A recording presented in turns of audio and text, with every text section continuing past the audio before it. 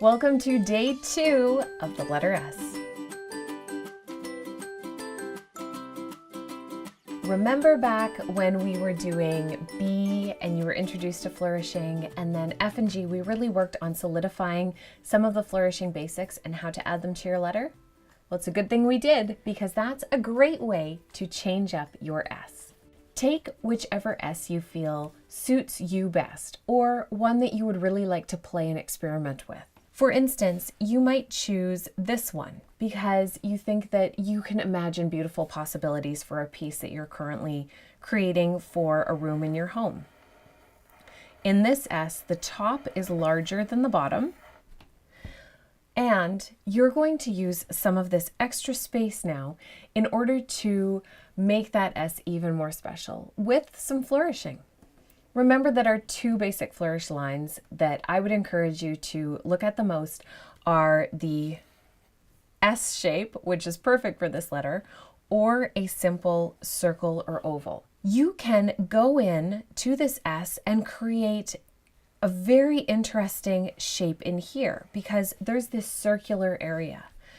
Going in and making a flourish circle with an S hook attached to the end of it will give you a beautiful, playful S.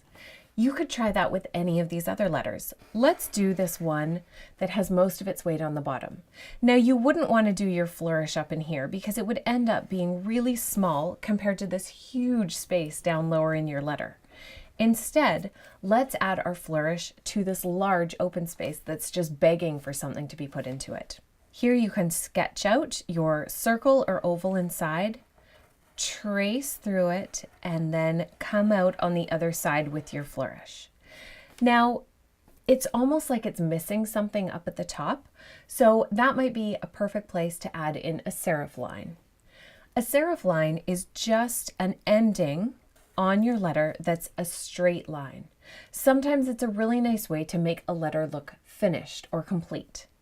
Maybe adding that same serif onto this letter will take it from something a little too plain to use to something that you could see using in one of your upcoming creative pieces. Go through your S and don't just leave it at this. Look at how else you can flourish it out or finish it up to really come up with a bunch of varieties of letters that you can use.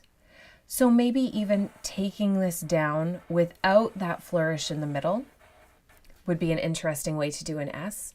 Adding the flourish to the top and the front, or seeing if you can come up with something else entirely where you have that loop coming off the front and fully flourishing with something interesting off of the top. Some of these are going to be ones that you are just going to toss out, and that is perfectly fine.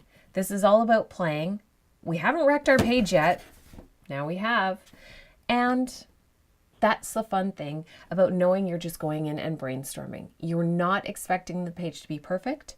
It can just be a page of inspiration in the end. I'm really liking some of these S's, and next time let's look into an easy way to shadow on an S, because have you ever tried to draw a bunch of curved lines beside each other that are perfectly even? It's almost impossible. So I've got a shadowing technique that I use often when I have lots of curves. That will be on day 3 of the letter S.